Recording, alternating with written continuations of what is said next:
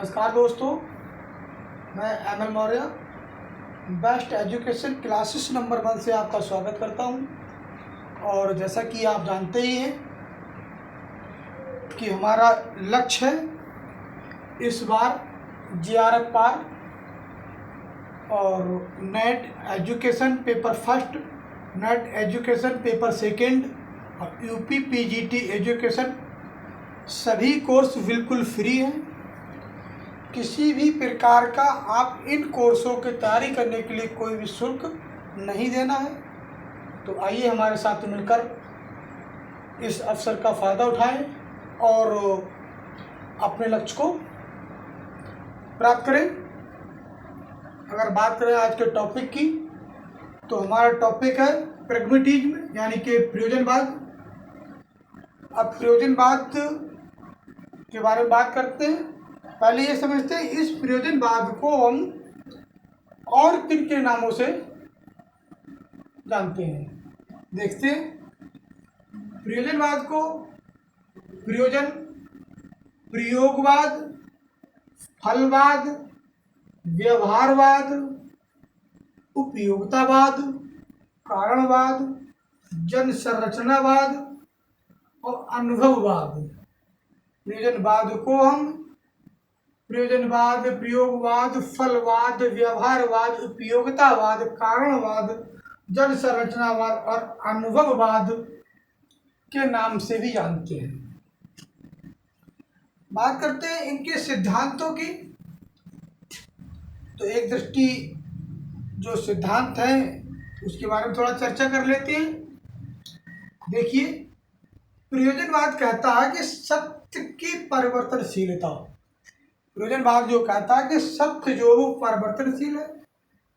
आज सत्य है तो वो कल भी जो सत्य होगा वो कल का सत्य सही होगा, आज सत्य तो आज सही है। इसी प्रकार से जीवन के मूल्य व लक्ष्य परिवर्तनशील है। प्रयोजनवाद कहता है कि जीवन के जो मूल्य हैं और जो लक्ष्य हैं, जीवन में जो कोई भी किसी का लक्ष्य होता है, किसी के मूल होते हैं, वो भी परिवर्तनशील। आज हमारा कुछ और लक्ष्य है, कल हो सकता है हमारा कोई दूसरा लक्ष्य हो, तो वो बदलते रहते हैं। ऐसा नहीं कि जो भी व्यक्ति कोई मूल है या कोई लक्ष्य है वो आज वही लक्ष्य तो कल भी रहेगा। आज हमारा लक्ष्य है कि हम इस बार JRF पार करें, कल हमारा उस तक कोई दूसरा लक्ष्य हो। तो प्रयोजनवाद कहता है कि जीवन के जो लक्ष्य या मूल्य है वो परिवर्तनशील है। अगला उपयोगिता का सिद्धांत।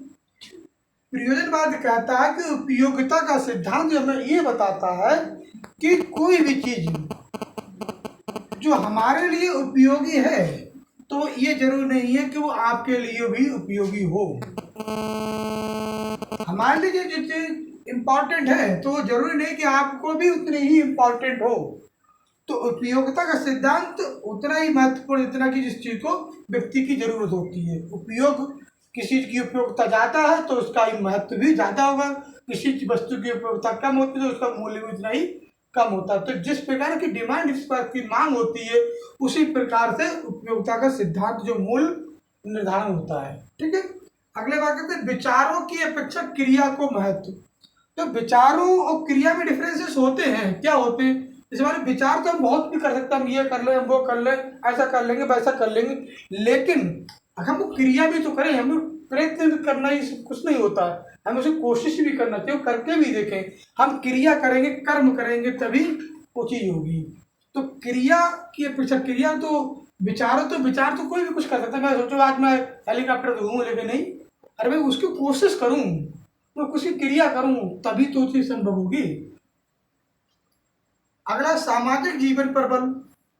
प्रयोजनवाद कहता है सामाजिक जीवन में, समाज में जो जीवन समाज में होता है, हर व्यक्ति का अपना अपना अस्तित्व अलग होता है। समाज में हर व्यक्ति का जीने की प्रक्रिया अलग होती है, हर व्यक्ति सोचने की प्रक्रिया अलग होती है, हर व्यक्ति के काम करने की प्रक्रिया अलग होती है, हर व्यक्ति के भाव सब प्रकार के अलग अलग प्रकार से। तो समाज में जिस प्रकार का जीवन होता है हमें उसके ही अनुसार चलना चाहिए।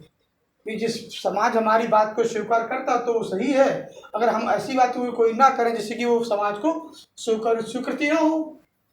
अगला है मानव व शक्ति का महत्व। तो मानव और शक्ति, मानव की शक्ति और मानव, तो मानव की शक्ति का भी महत्व उतना ही प्रयोजनवाद करता है और शक्ति का भी। तो शक्ति से ही हम सब कुछ हासिल कर सकते हैं यदि हम करना चाहें तो। लेकिन कहीं कहीं पे ये अपवाद भी होता है, शक्ति होने के बावजूद भी हम हासिल नहीं कर सकते। ठीक है। बहुतत्ववाद का समर्थन, मेरे बात करता है कि बहुतत्ववाद यानी बहुतत्ववाद सभी लोगों के साथ सभी लोगों का समर्थन होना चाहिए। हमें कोई भी क्रिया करनी, कोई भी महत्व करना, कोई भी काम करना, किसी चीज की बातों को वातावरण करना, किसी भी प्रकार की अब हमें कोई भी कार्य करना है तो अधिक से अधिक बहुत से लोगों का अगर समर्थन होगा तो हो सकता है कि वो बात हमारी गलत ना हो, सार्थक हो, अनार्थक ना हो। तो इसलिए हमें कोई भी कार्य करने से पहले कम से कम 2 4 6 लोगों का समर्थन लेना चाहिए। आप आते हैं प्रयोजनवाद के रूप में। देखिए, मानवीय प्रयोजनवाद, प्रयोगात्मक प्रयोजनवाद। अब प्रयोगात्मक भी आप समझते हो। मानवीय प्रयोजनवाद में कि मानवों के द्वारा जो भी प्रयोजनवाद होते हैं, मानवों के द्वारा, व्यक्तियों के द्वारा जो भी कार्य होते हैं वो मानवीय प्रयोजनवाद कहलाते हैं। अब प्रयोगात्मक भी प्रयोग की, जैसे प्रयोगशाला में कई प्रकार के जिस जिस चीज को हम प्रयोग कर रहे हैं, जिस चीज की हम कोई चीज की तुलना कर रहे हैं तो उसका प्रयोग करके हमें वो चीज करना चाहिए, ये हमारा प्रयोगवाद कहता है। जीव वैज्ञानिक प्रयोगवाद यानी कि वैज्ञानिक जो है जीव जंतुओं का भी उसकी जो प्रक्रिया होती है, जो जीव जंतु होते हैं उनके बारे में भी हमें प्रयोग करना चाहिए। अब आते हैं अनुशासन। देखिए, अनुशासन क्या कहता है? प्रयोजनवाद कहता है कि अनुशासन, अनुशासन जो होता है सामाजिक अनुशासन होता है। और सामाजिक अनुशासन का क्या मतलब होता है कि समाज में कि कोई भी व्यक्ति अगर समाज में रहे तो उसे अपने माता पिता का तो वह होता ही है कि मेरे पिताजी ना देख ले, कि मेरे माता भी ना देख ले, उसने मेरा भाई कुछ देखा मैं गलत काम कर दूँ वो डांटे फिर। लेकिन उसके साथ साथ समाज की भी उससे डर होता है कि अगर मैं कोई भी गलत काम करूंगा या करूंगी तो हमारे समाज है, हमारे गांव है, हमारे मोहल्ले के वो क्या सोचेंगे। तो वहां पर सामाजिक जो अनुशासन होता है वो बहुत ही महत्वपूर्ण होता है। प्रयोजनवाद कहता है कि सामाजिक जो अनुशासन होता है बहुत ही महत्वपूर्ण होता है। अगला प्रयोजनवाद कहता है शिक्षक का स्थान। इस शिक्षक का स्थान क्या होता है? प्रयोजनवाद कहता है शिक्षक का स्थान निरीक्षक होता है, यानी जांच करता होता है। शिक्षक का स्थान जो होता है कि किसी भी चीज को, किसी भी छात्र की जो क्रिया करता है, प्रतिक्रिया, उसका निरीक्षण करे, उसका पद प्रदर्शन करे, उसको मार्गदर्शन करे। वो शिक्षक का कार्य होता है कि उसका मार्गदर्शन करे और उसको पद भ्रष्ट ना हो, उसको पद प्रदर्शन दिशा निर्देश देना चाहिए। ये शिक्षक का कार्य होता है। अंतिम सत्य, प्रयोजनवाद कहता है अंतिम सत्य प्रत्यक्ष होता है।